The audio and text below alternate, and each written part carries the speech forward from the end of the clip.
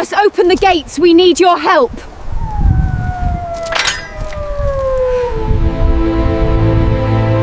The gates did not open. A widow stood before the grandest estate in the county, her 3 young sons pressed close behind her, their thin coats doing nothing against the bitter wind. She had traveled 2 days on foot. Her late husband's family had already taken the house, the land, and every coin left in his name. This was her last door. The footman looked her over once, then moved to shut the gate in her face. That was the moment the Duke of Renthorpe stepped out of his carriage. He did not know her. He owed her nothing.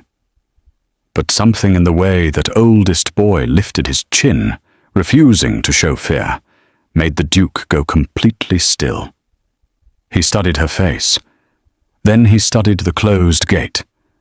Then he did something nobody in that county had ever seen a man of his rank do. He walked over, pushed the gate open himself, and said 4 words that would change every single life on that estate forever. Now, before we go further, tell me honestly, if you were that widow, would you have had the courage to knock on that gate at all? Drop your answer in the comments, and tell us what beautiful part of the world you are watching from. If this story is already pulling at something in your chest, please hit subscribe, because what comes next will truly surprise you. The road to Greyfield Manor was not kind to tired feet. It cut through open fields where the frost had not yet melted, where the grass stood stiff and pale like old bones, and where the wind moved without mercy across everything it touched. There were no trees to break it, no walls to shelter behind, just the long, exposed stretch of muddy track that wound upward toward iron gates so tall they seemed to scrape the underside of the grey morning sky. Countess Willa Darnton walked that road with 3 boys behind her. She did not look like a countess anymore. Her gloves had worn thin at the fingers.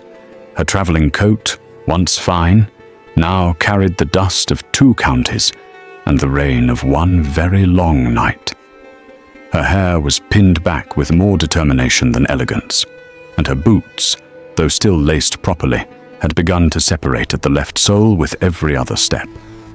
She could hear it, a soft, wet peal of sound with each stride.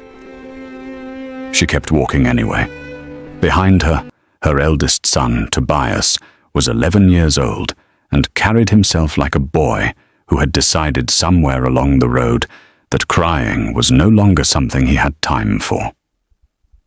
He held his younger brother Prentice by the hand, Prentice being 7 and still young enough to let someone hold his hand without embarrassment. The youngest, Crispin, was 4. Willa carried him on her back in a cloth sling she had fashioned herself from a shawl 3 days ago. He had fallen asleep somewhere after the last village and had not woken since. His small weight was the one warm thing on her body. She had not eaten since morning. She had not slept properly in 4 days, and she was about to knock on the door of a man she had never met. The letter in her coat pocket was worn soft from handling. She had read it so many times since her husband, Lord Gideon Darnton's death, that she no longer needed to unfold it to remember what it said. Gideon had written it 3 months before he died, when he first understood that the sickness was not going to release him. He had written it in his neat, careful hand, and he had addressed it not to his own family, who had already made their feelings about Willa abundantly clear, but to a man named Aldous Crewe, the Duke of Thornwall. Gideon and Aldous had been schoolfellows once, 30 years ago, in a cold building far from here. They had not corresponded in nearly a decade. Gideon had written anyway. He had written, "If the worst comes, and my family does what I fear they will do, please see to my wife and sons. Not out of charity, out of justice. She is owed a life, and I cannot give it to her from wherever I am going." Willa had not known about the letter until after the reading of the will. The reading of the will had been the worst afternoon of her life, and she had already buried her husband, so that was saying something. Lord Gideon's elder brother, Sir Peyton Darnton, had arrived at the house before the solicitor had even finished speaking. He had brought his own solicitor, a small, fast-talking man named Grell, who produced documents that Willa had never seen before, documents that she was quite certain Gideon had never signed, and within 2 hours of the reading, the London house, the country estate, the investments, the furniture, and every account attached to the Darnton name had been transferred entirely to Peyton's control. Willa had stood in her own drawing room and watched strangers begin to list her curtains. Tobias had stood beside her and not said a single word. That was the part that had broken something in her. Not the documents, not Peyton's cold satisfaction, not even Grell's practiced sympathy.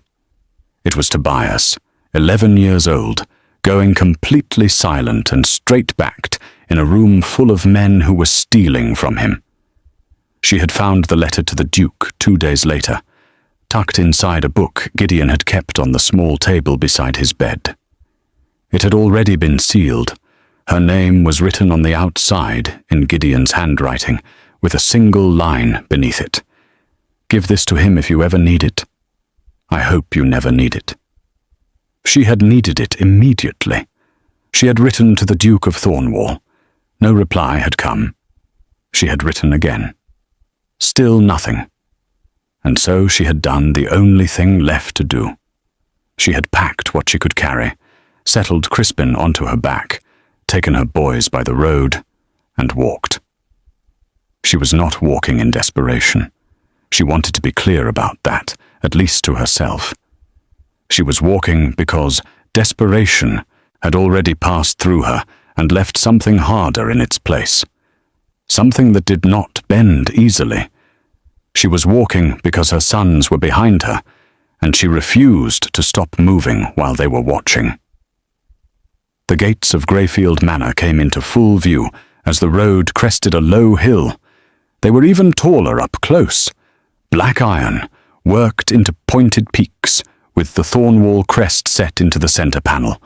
A stone wall ran from both sides of the gates, as far as the eye could follow, disappearing eventually into a line of old elms. Beyond the gates, a long gravel drive led up through immaculate grounds toward a house that was enormous in the particular way of old English estates, not showy, not flashy, but so deeply and solidly built that it seemed to have grown from the earth rather than been placed on it. A footman stood at the gate. He was a young man, perhaps 20, in full livery, holding himself with the practiced blankness of someone trained never to show reaction. He saw her coming while she was still a distance away. She watched his expression go through several small calculations before settling on polite obstruction. She stopped in front of the gate. "I am Countess Willa Darnton," she said. Her voice came out steadier than she expected. "I have a letter of introduction for His Grace the Duke of Thornwall. I have travelled from London. I would be grateful if you would take my name to him." The footman's eyes moved from her to the boys, to Crispin, asleep on her back, to her worn coat, to her separating boot sole. He was not cruel about it. He simply looked, the way people look when they are deciding something quickly. "His Grace is not receiving visitors," he said. "I did not ask to visit," Willa said. "I asked you to take my name to him. Those are different things." The footman shifted. "Madam, the Duke has given instruction that—" "I have a letter," she said, "written by Lord Gideon Darnton before his death, and addressed to the Duke personally. If you will not take my name, will you at least take the letter?" The footman looked at the envelope she held out. Something crossed his face, a flicker of uncertainty. Then he straightened again. "I'm sorry, madam. My instructions are clear. The Duke is not to be disturbed." He stepped back and began to pull the gate closed. Tobias made a small sound behind her. Not a cry, not a complaint. Just a sharp, quiet intake of breath. The sound of someone who had been expecting this and had hoped to be wrong. That sound did something to Willa's chest that no amount of cold or hunger had managed to do. She did not step back from the closing gate. She pressed the letter flat against the iron bars instead, holding it there, and she looked directly at the footman. "Then give this to whoever does speak to him," she said quietly, "and tell whoever that is that a widow with 3 children stood at this gate in the cold and was turned away. Tell them," she said, "that Lord Gideon Darnton trusted the Duke of Thornwall with his family's lives. Tell them she walked 2 days to be here. And tell them she is still standing at this gate. She has nowhere else to go." The footman stopped pulling the gate. He stood there for a moment, the letter pressed against the bars between them, and he looked at Tobias. Tobias looked back at him with that still, serious face of his. Not begging, not angry, just looking. The footman took the letter. The footman's name was Rue, and he had worked at Greyfield Manor for 3 years, without once having to make a decision that genuinely troubled him. He walked quickly back up the gravel drive, the letter held carefully in both hands, as though it might behave differently, depending on how he carried it. His mind was doing uncomfortable things. He had his instructions. The Duke had been clear enough. No visitors, no exceptions. Not since the business with Lord Pemfrey's daughter last season had turned the whole house into a site of unwanted gossip and social obligation. The Duke didn't want people arriving. The Duke didn't want to be sought out. The Duke, in the private estimation of every person who worked for him, was managing something difficult in a way that looked very much, from the outside, like simply being severe. But the woman at the gate had not looked like a social caller. She had looked like someone at the edge of something. Rue went first to the housekeeper, a tall, efficient woman named Mrs. Sorrel, who had managed Greyfield for 11 years, and who had a particular talent for reading situations before they became problems. He told her what he had seen at the gate. He gave her the letter. He watched her face do something careful and controlled as she read the name on the outside of the envelope. "Lord Gideon Darnton," she said quietly. "You know the name?" His Grace knew Lord Gideon. They were close once. She turned the envelope over.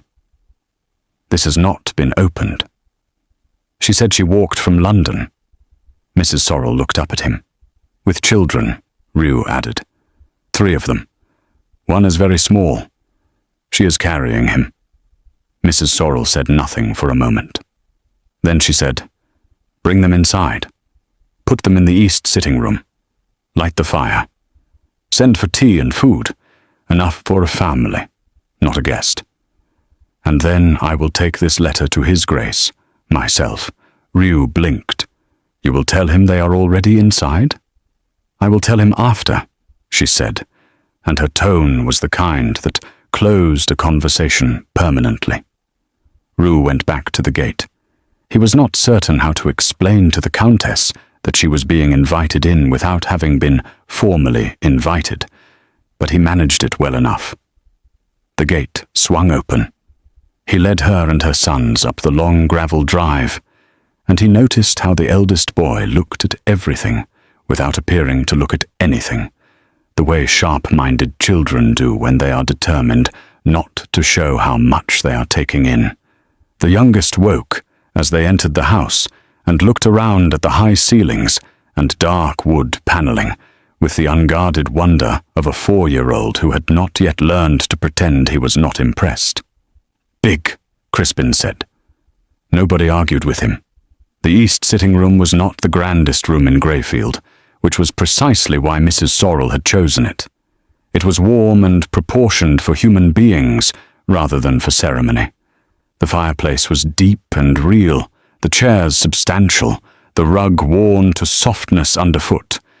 Within minutes of their arrival, a maid named Letty brought in a tray with bread, cold meat, boiled eggs, warm milk for the children, and tea for the Countess.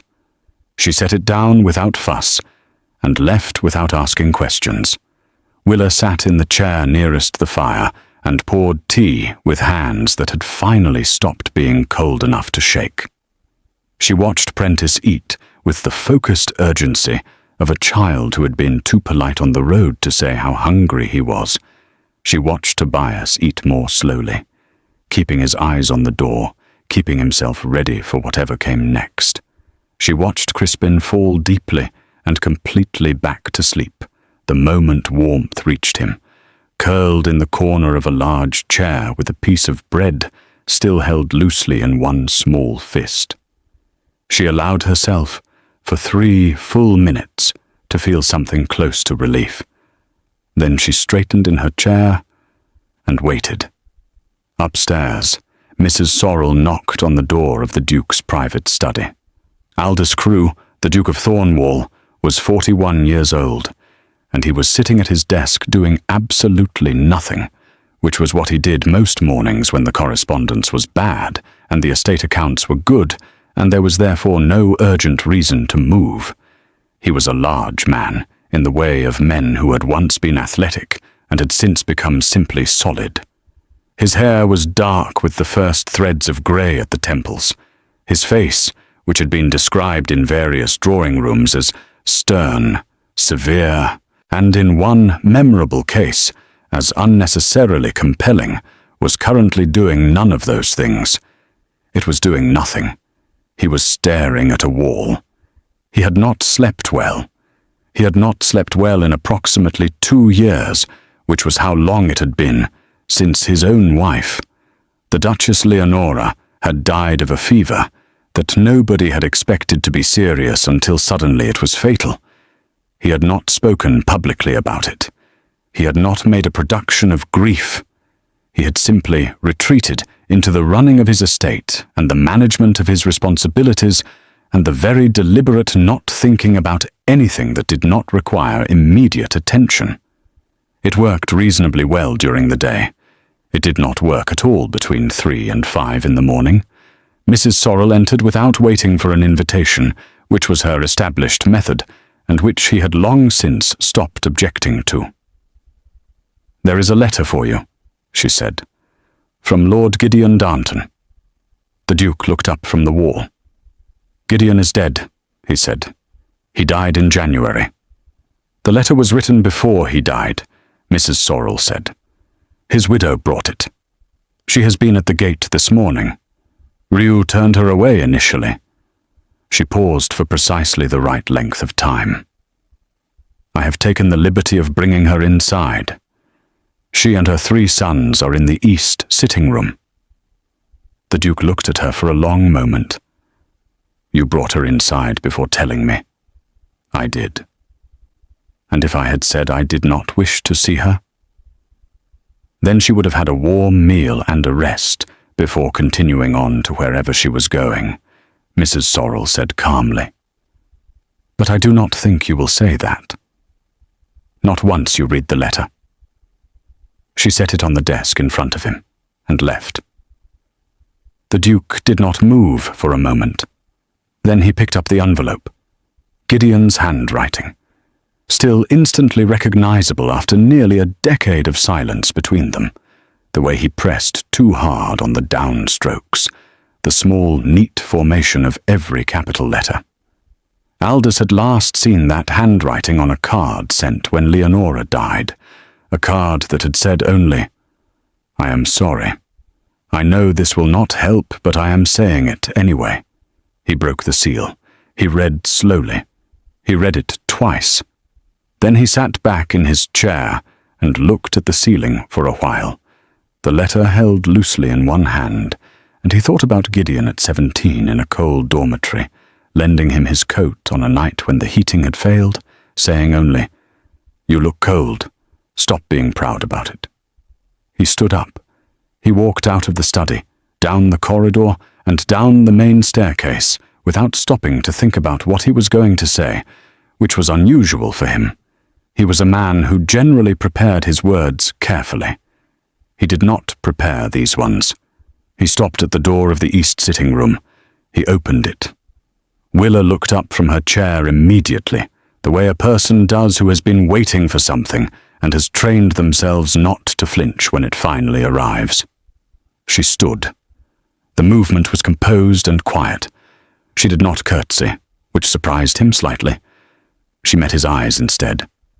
He saw exhaustion that had gone so far, it had come back around to something resembling calm. Clarity, the kind of face that had already done all its worst imagining and was now simply dealing with what was real.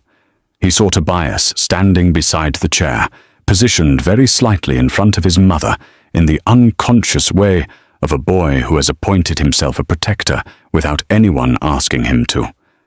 He saw Prentice on the rug close to the fire, and the sleeping child in the corner chair.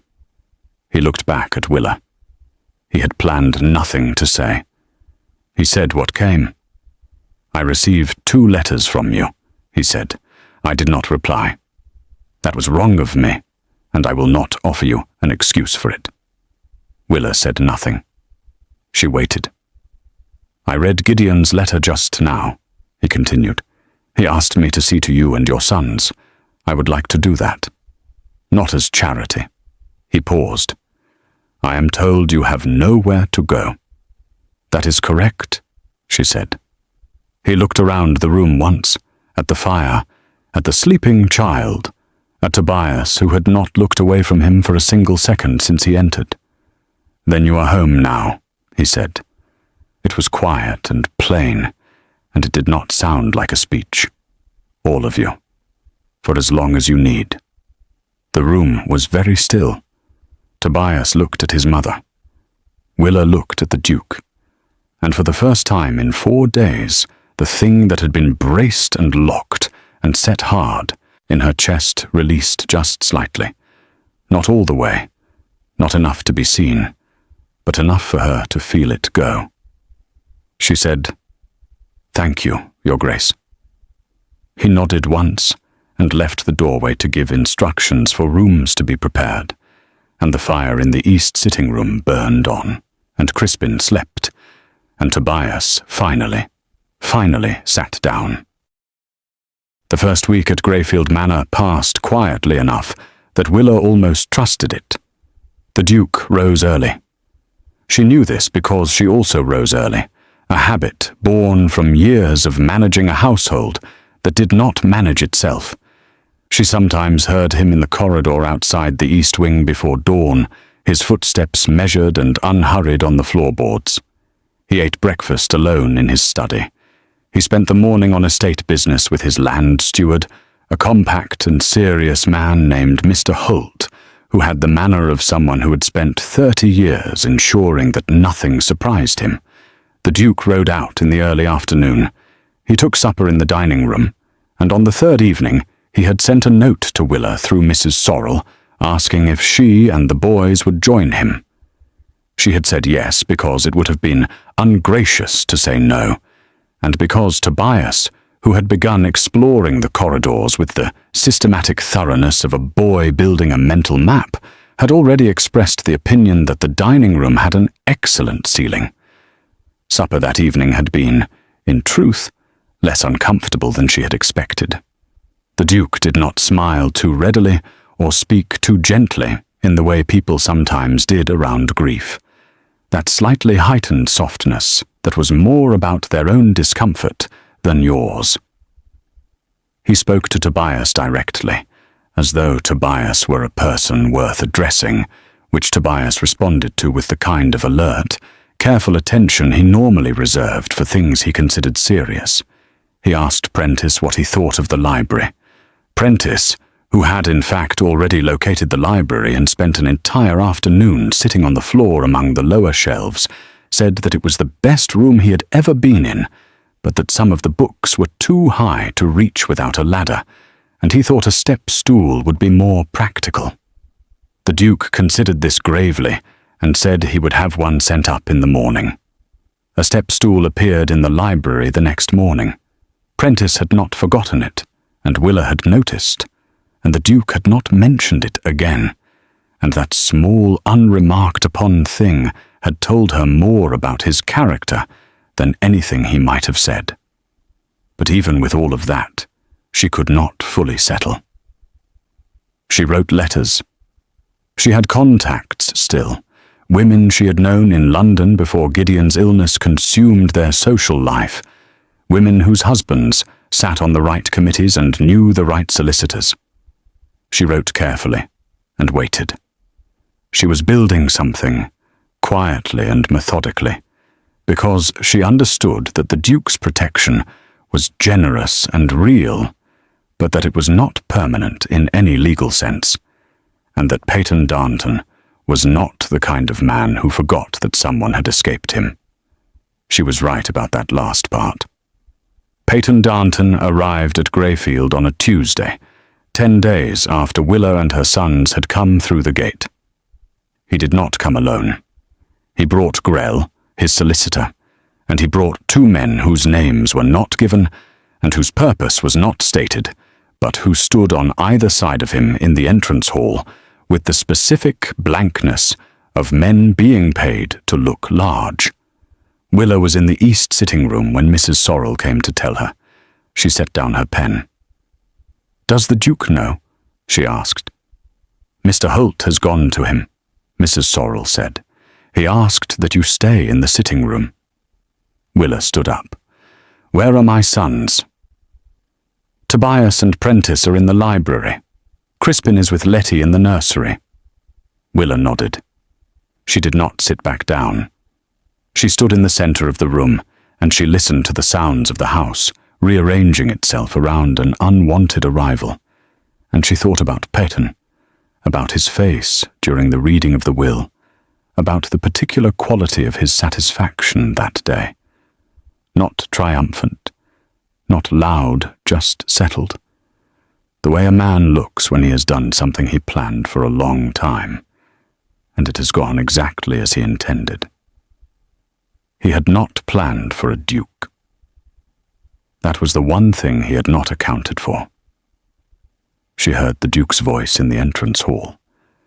She could not make out words, but she could hear the register, low and entirely unbothered, the voice of a man who was not surprised and wasn't impressed and had nothing to prove. She heard Peyton's voice respond, higher, more prepared. She had begun to move toward the door when Tobias appeared in it. He had come from the library. Of course he had. 12-year-olds who build mental maps of houses know every route between every room. "Uncle Peyton is here," Tobias said. He said it the way someone might report the weather. "I know," Willa said. "Go back to the library, Tobias." "I would rather—" "Library," she said firmly, and something in her voice made him go, though he went slowly and with clear reluctance. In the entrance hall, the Duke of Thornwall was looking at Sir Peyton Darnton with an expression that a person who didn't know him well might have read as polite interest. Mrs. Sorrel, who knew him very well indeed, recognized it as the particular look he wore when he had already made a decision, and was now simply waiting for the other person to finish talking. Peyton was talking at some length. He had documents. He had Grell. He had a legal argument, carefully assembled, concerning the welfare of Lord Gideon's sons, the impropriety of a widow of uncertain means residing in a ducal estate, and the natural and rightful guardianship of a blood male relative over 3 minor children whose interests were, Peyton assured the Duke with great sincerity, his only concern. The Duke let him finish. Then he said, "Which solicitor drew up those documents?" Peyton blinked. "Grell, as I said." "I mean, which solicitor reviewed them?" the Duke said. "Because my own man will need to look at them before any further conversation takes place. I assume you have no objection to that?" It was not a question. Peyton had an objection. He did not say so. He was too experienced a social maneuverer to say so openly to a duke in a duke's own hall with 2 witnesses standing there. "Of course," he said smoothly. "I am here only in the interests of the children." "I am sure," the duke said. "Mr. Holt will show you to a waiting room." He turned and walked back toward his study, and the message was so clear it did not require translation. Peyton and his documents, and his large, silent men, were shown to a small room off the service corridor, and the Duke sent an express rider to London within the hour. Willa was told about all of this by Mrs. Sorrel that evening, in detail, because Mrs. Sorrel had decided somewhere in the past 10 days that keeping Willa informed was both the correct and the practical thing to do. "He will not go easily," Willa said. "No," Mrs. Sorrel agreed, "but His Grace has faced more formidable opponents than a man who steals from widows." Peyton left Greyfield the following morning without a satisfactory conclusion, which meant he left angry, and angry men with resources and legal connections were the specific kind of danger that Willa had learned not to underestimate. She was right not to. 4 days after Peyton's visit, Crispin disappeared. It happened in the space of an ordinary afternoon. Letty, his usual minder, had been called briefly to help with a delivery at the rear of the house. She had left Crispin in the garden with strict instruction to stay on the south lawn where she could see him from the kitchen window. Crispin was 4 and had, in the 12 days since arriving at Greyfield, developed a passionate attachment to a particular corner of the garden where someone had once planted a small stone frog into the flower bed. He visited it multiple times daily. He had named it. Nobody knew what he had named it, because Crispin's pronunciation was still working through certain consonants. When Letty returned to the window 12 minutes later, the south lawn was empty. The stone frog sat alone among the frost-stiffened stems. The search began immediately. Mrs. Sorrel mobilized the entire indoor and outdoor staff within 5 minutes of Letty's alarm. Greyfield's grounds were large, but well known to the gardeners and the grooms. The lake was checked first, the stables, the woods along the east boundary, the gate lodge. Willa moved through the search with a controlled speed that frightened everyone who saw it more than crying would have done. She checked every room in the house herself, every cupboard, every corner where a small boy might have decided to hide for reasons that made perfect sense at 4 years old. She called his name steadily. She did not call it frantically. She called it the way you call for someone you fully intend to find. She found Tobias in the upper corridor. His face told her what she already knew. "He is not in the house," Tobias said. "No," she agreed. "The gate on the north side," Tobias said. "The gardener's entrance. It was unlatched this morning. I noticed it when I went out to the stables. I did not think, 'Show me,' she said.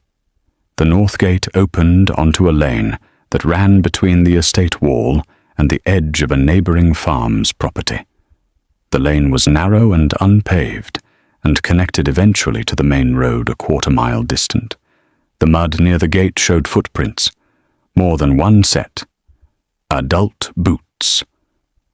Willa crouched and looked at the prints without touching them. Then she stood up and walked back into the house and went directly to the Duke's study. She knocked once and entered without waiting. He was already standing. Mr. Holt was with him. "Crispin is gone," she said. "Through the north gate. Adult footprints in the mud. At least 2 people. This was not an accident, and it was not a child wandering." The Duke looked at her for exactly 1 second. Then he said, "Holt, send 4 men to the road and 2 to the village immediately. Tell them to ask every person they meet what they saw on the North Lane this afternoon. Send word to the magistrate. Have my horse saddled. Holt left at a near run. The Duke looked at Willa. This is Peyton, she said. It was not a question. Almost certainly, he said. He wants the boys, she said. He has always wanted the boys. Not out of affection. He wants control of their inheritance claims. If he has legal guardianship of Gideon's sons, he controls any future challenge to the will. I know, the Duke said. My solicitor's report arrived this morning. The documents Peyton brought were fraudulent. 2 of the signatures on the guardianship papers were forged. I was going to tell you this evening. Willa absorbed this without visible reaction. Where would he take him? There is a posting inn 12 miles from here called the Crane and Miller. It is the only establishment on the road to London with a private yard and closed carriage access. If they want to move a child without being seen, that is where they stop. Then that is where Crispin is, she said. She said it with the certainty of someone who does not have the luxury of being wrong. The Duke rode out within the quarter hour. He took 2 grooms and his head gamekeeper, a broad-shouldered man named Stanwick, who had been with the estate for 20 years, and who carried himself with the comfortable authority of someone who had dealt with worse situations than this, and expected to continue doing so. What happened at the Crane and Miller was never fully reported in any official document, partly because the magistrate who arrived an hour later was discreet, and partly because the Duke of Thornwall had the kind of social weight that determined which details of a situation made it into written records. What was known was this. 2 men in the employ of a third party, later confirmed to be Peyton Darnton through correspondence found on their persons, had taken a small child from the grounds of Greyfield Manor. The child was found at the Crane and Miller in an upper room, unharmed, asleep on a cot, wrapped in someone's coat. He had been given warm milk and had apparently told the man watching him at considerable length about a stone frog. The 2 men were handed to the magistrate. The third man, the one who had coordinated them and who had slipped out of the inn's back entrance before the Duke arrived, was not caught that night. Stanwick found him the following morning at a farm 2 miles south, attempting to hire a horse, and brought him back with a thoroughness that suggested Stanwick did not find the situation amusing. Crispin was brought home to Greyfield just after dark. Willa was standing in the entrance hall when the Duke carried him in. Crispin was awake and appeared primarily interested in informing everyone present that he had been given 2 cups of warm milk and that the man at the inn had very large ears. Willa took her son from the Duke's arms without a word. She held him for a long time. Tobias stood in the hallway and watched, and for the first time since his father had died, he did not look like a boy trying to be older than he was. He looked 11, precisely and exactly 11, which was its own kind of relief to see. The Duke stood to one side and let the moment be what it was.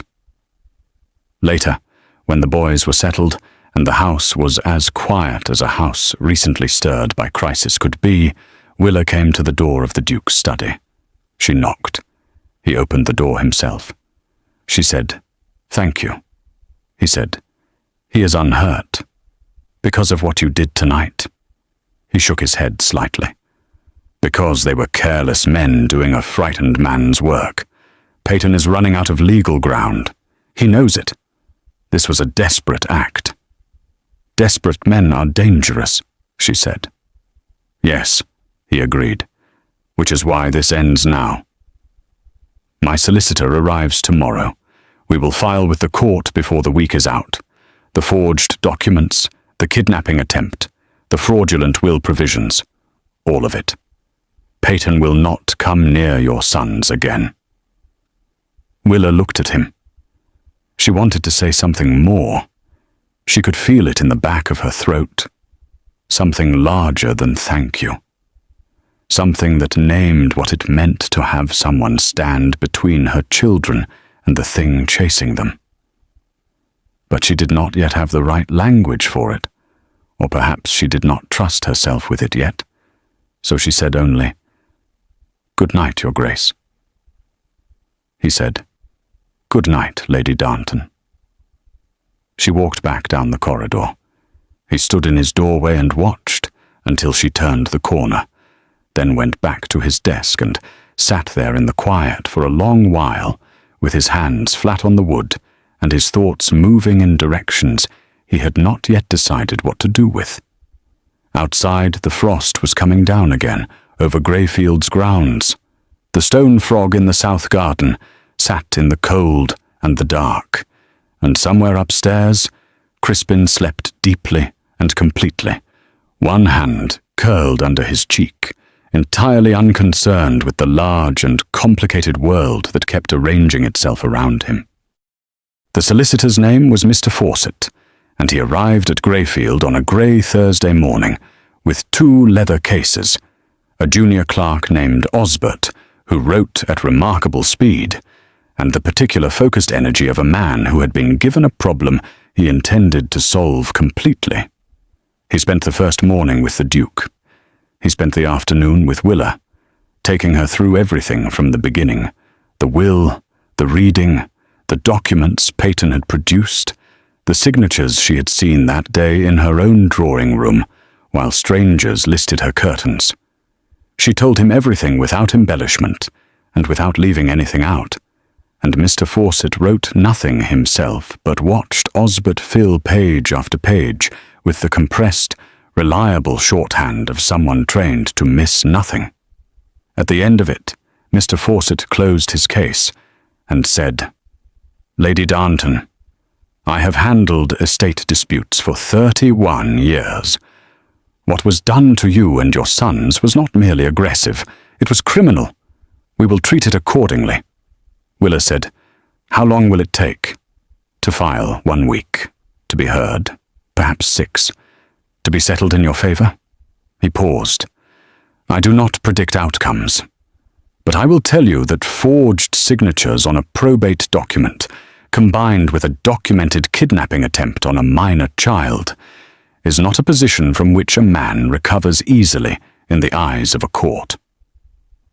After he left the room, she sat for a moment with her hands in her lap and thought about Gideon, about how careful he had always been with his words, how deliberate, how he had known, even in the last months of his life, exactly what Peyton was capable of, and had tried to build a wall around his family before he went. The letter to the Duke had been that wall.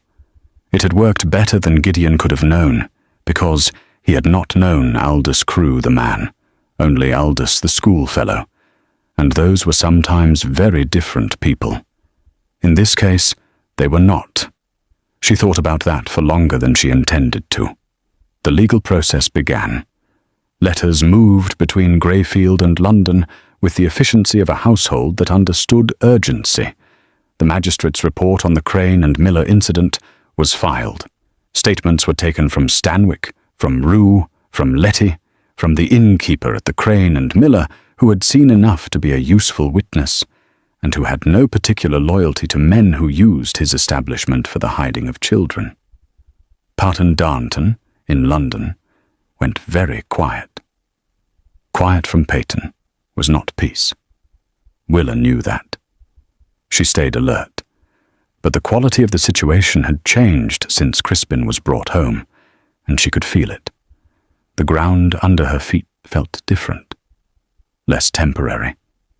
She began, carefully and gradually, to let Greyfield become something other than a refuge. She learned the rhythms of the house. She sat with Mrs. Sorrel over the household accounts, not because anyone asked her to, but because order was something she knew how to create, and the doing of it settled something in her. Mrs. Sorrel accepted her involvement without ceremony, which was the only way Willa would have accepted it. Tobias began riding lessons with one of the grooms, a weathered and patient man named Cobb, who had been training horses and boys at Greyfield for 15 years, and who told Tobias on the second day that he had good instincts and should stop fighting them. Tobias came in from that lesson looking different in a way that was difficult to name precisely. Lighter, perhaps. Less braced. Prentice had, by this point, read his way through the lower 3 shelves of the library entirely, and had begun, with the help of the step-stool, on the 4th. He had also formed an unlikely alliance with Mr. Holt, who had discovered that Prentice had opinions about drainage systems that were, while unconventional, not entirely without merit. Mr. Holt began leaving estate maps on the library table without explanation. Prentice began studying them without comment. It became a private arrangement that suited both of them perfectly. Crispin visited his stone frog every morning without fail. He had also, somewhere in the past week, decided that the Duke was his personal friend. This decision had not been discussed with the Duke or with Willa. It had simply been implemented. Crispin now appeared in the Duke's study at random intervals throughout the day, walked in, said whatever was currently on his mind, and walked out again. The Duke had initially looked to Mrs. Sorrel for guidance on how to address this. Mrs. Sorrel had told him with a perfectly straight face that she had no useful advice. He had since stopped looking for guidance and started keeping a small dish of biscuits on the corner of his desk. Nobody mentioned this openly, but Willa had noticed, and it had done something to the inside of her chest that she was still quietly working out what to call. It was on a Tuesday evening, 3 weeks after Crispin had been brought home, that something shifted between her and the Duke in a way neither of them had planned. She had come downstairs late, unable to sleep, and had gone to the library for a book. The fire had burned low. The room was warm enough and dark enough to be comfortable, and she had found her book and was standing by the window reading the first page when she heard footsteps in the corridor. The Duke appeared in the doorway. He was not in his formal clothes. He was in a plain dark coat, no cravat, his hair uncharacteristically unprepared, and he was carrying a candle that had clearly been lit in a hurry. He stopped when he saw her. "I did not know anyone was in here," he said. "I could not sleep," she said. "Nor could I," he said. Neither of them moved for a moment. Then he said, "May I?" and gestured toward the chair on the other side of the fireplace, and she said yes, and they sat on opposite sides of the dying fire with their respective books, and did not speak for a while. It was the most natural silence she had experienced in years. After a time, he said, without looking up from his page, "Does it happen often? Not sleeping?" "Since Gideon became ill," she said.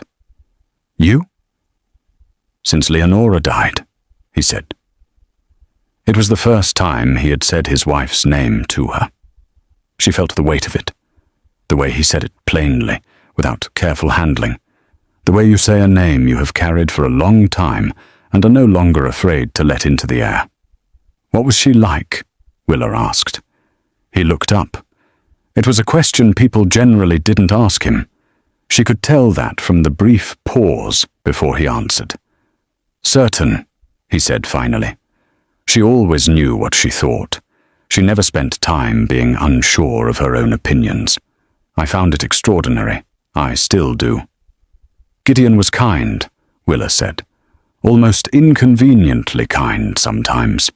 He apologized to people who had wronged him because he worried that his being upset about it made them uncomfortable."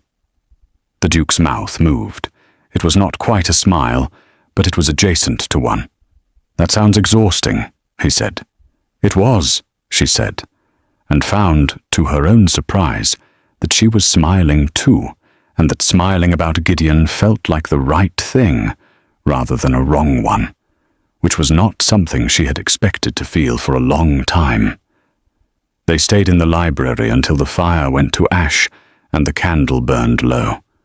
When she rose to go, he stood also, as men of his upbringing did without thinking, and for a moment they were simply two people standing in a dark room that smelled of old books and cold hearth, having talked more honestly than either of them had talked to anyone in a very long time. She said good night and went upstairs.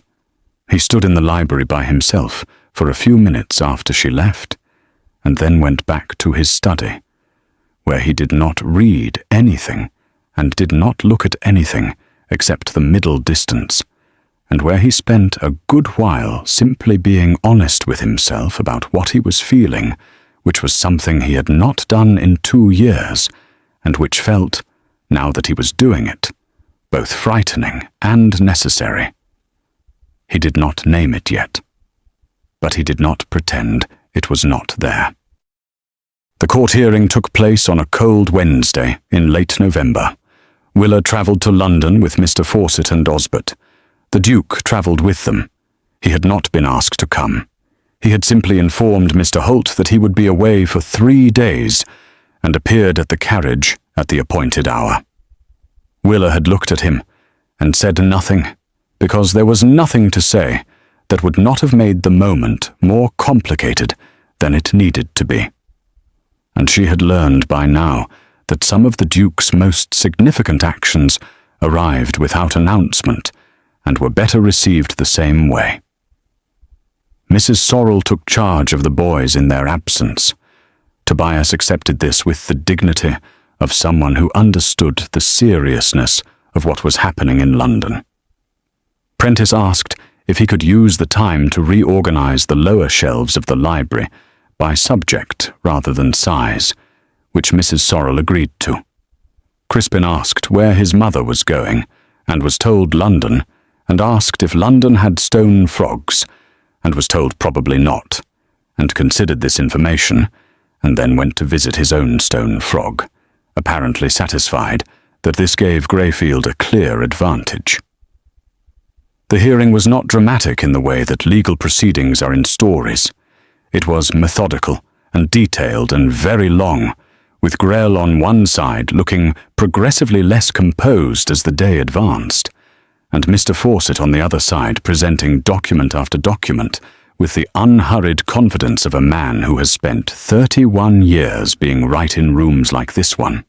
Peyton sat across the room from Willa, and didn't look at her for the first 2 hours. In the 3rd hour he looked at her once, and she looked back steadily, and he looked away first. It was a small thing. It was not a small thing at all. By the afternoon session, the presiding magistrate had heard enough. The forged signatures were confirmed by 2 independent document examiners. The testimony from the Crane and Miller innkeeper was entered. The statements from Stanwick and from the men who had been arrested were read into the record. Grell attempted twice to reframe the guardianship question, and was stopped both times with the polite firmness of a man who has already made up his mind and is waiting for the other side to notice. The judgment restored to Willa every asset, property, and account that had been removed from her following Gideon's death. The London house, the country estate, the investments. A full accounting was ordered, and any assets already disposed of by Peyton were to be compensated from his personal holdings. Peyton Darnton was ordered to have no contact with Lady Darnton or her sons. He left the room without looking at anyone. Grell packed his documents with the careful speed of a man beginning to reconsider his professional associations. Willa sat for a moment, after everyone had begun to move. Mr. Fawcett was speaking, summarizing next steps, and she heard him clearly and would remember it all later. But for right now she sat in the wooden chair in the London hearing room, and she put her hands flat on her knees, and she breathed. Gideon's boys would not be poor. They would not be landless. They would have what their father had intended for them. Tobias could grow into his inheritance with dignity. Prentice could have his books and his maps and whatever surprising future they led him toward. Crispin could grow up slowly and happily and visit as many stone frogs as the world contained. She had done it. not alone, but she had not broken, and that mattered enormously to her. The Duke was waiting in the corridor outside. He had not been present in the room for the hearing itself, having no official standing in the proceedings. He had simply been there, in the building, in the corridor, the way a fixed point is there. She came through the door, and he read her face immediately. "It is done," she said. Something moved through his expression. Not surprising, something quieter than surprise. "Good," he said. They stood in the corridor while Mr. Fawcett and Osbert organized themselves around them, and Willa thought that she should probably say something more, something that addressed the size of what had just happened and what his part in it had been. But words of that scale needed more space than a courthouse corridor, so she simply nodded once, and he nodded back, and they went out into the cold London air together. The journey back to Greyfield took most of the following day. They talked on and off about ordinary things, about the estate, about Prentice's library reorganization project, and what Mr. Holt had said about the Eastfield drainage. At one point, they were both quiet for a long stretch of road, watching the countryside move past the carriage window, and it was a good quiet, the kind that does not need to be filled.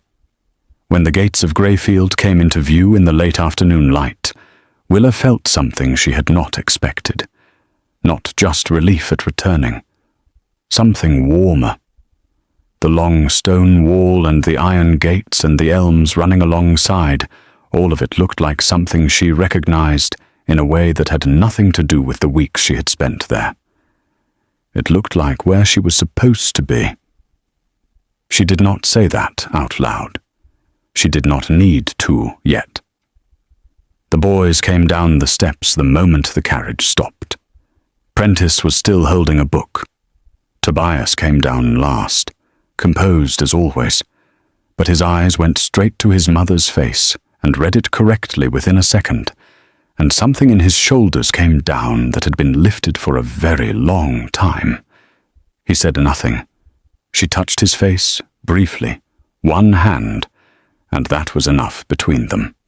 Crispin had been brought to the door by Letty, and immediately told his mother that the stone frog had been moved by the gardener during some maintenance, and that he had made his feelings on this very clear, and that the frog was now back in its correct position. Willa told him this was excellent news, and that he had managed the situation very well. Crispin seemed satisfied with this assessment, and went back inside. That evening, supper was different. Mrs. Sorrel had done something to the dining room. Not dramatically, not with any announcement, but there were candles on the table in larger numbers than usual, and someone had put a small arrangement of late winter greenery in the center, dark holly and pale stems, and the fire was built up properly, and the room was genuinely warm rather than merely heated. They ate together, all of them, Willa and her 3 sons and the Duke, and the conversation moved around the table with the ease of people who have learned each other's patterns. Tobias told the Duke about his riding lesson that week with Cobb, with more detail than he usually gave to anything, and the Duke listened and asked questions that showed he had been listening to previous accounts too. Prentice explained his new library organization system at some length. The Duke asked 3 clarifying questions about the methodology, and they had a brief and genuine debate about alphabetical versus thematic arrangement that ended without conclusion and would clearly need to be continued another time. Crispin fell asleep at the table before the pudding arrived. After the boys were settled, Willa came back downstairs. She had not planned to. She simply found herself on the stairs, and then at the door of the drawing room, where she had seen candlelight under the door, and she knocked, and the Duke said, "Come in." He was standing by the fire. He turned when she entered. She had spent the entire carriage journey from London deciding not to say the thing she was about to say, so she said it before she could decide again. "I need to tell you something," she said, "and I need to say it plainly, because I have never been good at saying important things indirectly." He said nothing. He waited. "When I came to this gate," she said, "I had nothing. I had 3 sons and a worn-out coat and a letter from a dead man and nowhere else to go. I was not expecting kindness. I was expecting another door to close." She paused. "You did not close the door. You did not just open it either.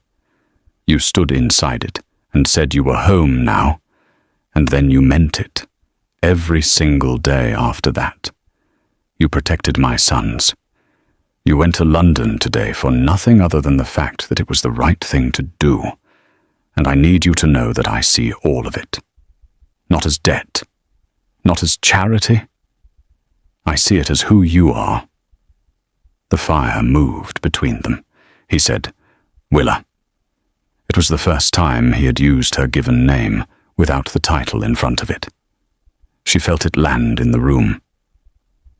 "I am going to ask you something," he said, "and I want you to know that whatever you answer, nothing changes. Not for you, not for your sons, not for any of it. You are home here regardless." She held very still. "But I would like," he said, carefully and quietly, "for you to consider staying. Not as a guest, not as the widow of an old friend, as something more than that, as something permanent." He looked at her directly. "I am not good at speeches. I am not going to pretend I have poetry in me that I do not have. But I am honest, and honestly, this house has been more itself in the week since you came through that gate than it has been in 2 years. And so have I." The fire crackled. Outside, Greyfield's grounds lay quiet under a clear, cold sky, frost beginning again on the grass, the stone frog in its correct position in the south garden, the library step stool waiting in its place for morning. Willa looked at the man in front of her, this large, careful, unhurried man who kept biscuits on his desk for a 4-year-old and sent step stools to libraries without making anything of it, who had ridden through dark roads to bring her son home and stood in courthouse corridors to make sure she did not stand in them alone. She said, "I am not going anywhere, Aldous." His name in her voice, plain and steady. He looked at her the way a man looks when something he had stopped hoping for arrives quietly and sets itself down without drama. And he nodded. And she nodded, and between them in the warm room, something was settled that did not need more words than it had already been given. It was enough. It was more than enough. In the days that followed, Greyfield did not change all at once. It changed the way things change when they are changing for the right reasons, gradually, warmly, room by room and morning by morning. Tobias began to ride without tension in his shoulders. Prentice's library system was adopted by general agreement, and Mr. Holt quietly admitted it was an improvement. Crispin's stone frog was given a small flat stone beside it by one of the gardeners, placed there without explanation, which Crispin interpreted as the frog having been given a chair, and he approved of this greatly. Mrs. Sorrel ran the house with her usual efficient grace, and did not say "I told you so" to anyone, which required considerable restraint. Willa took her place in Greyfield not loudly or ceremonially, but simply, the way a person takes a place that was always theirs, with the ease of someone who has finally stopped preparing for the next loss and started building something real instead. And the Duke of Thornwall, who had spent 2 years in a house full of rooms he had stopped entering, began to move through all of them again, and the house held him differently for it, the way houses do when they are full of the right people, and everyone in them knows, without needing to say it every day, that they are exactly where they belong. The gate at the end of the long gravel drive still stood tall and iron and pointed at the sky. But it was never closed to them again.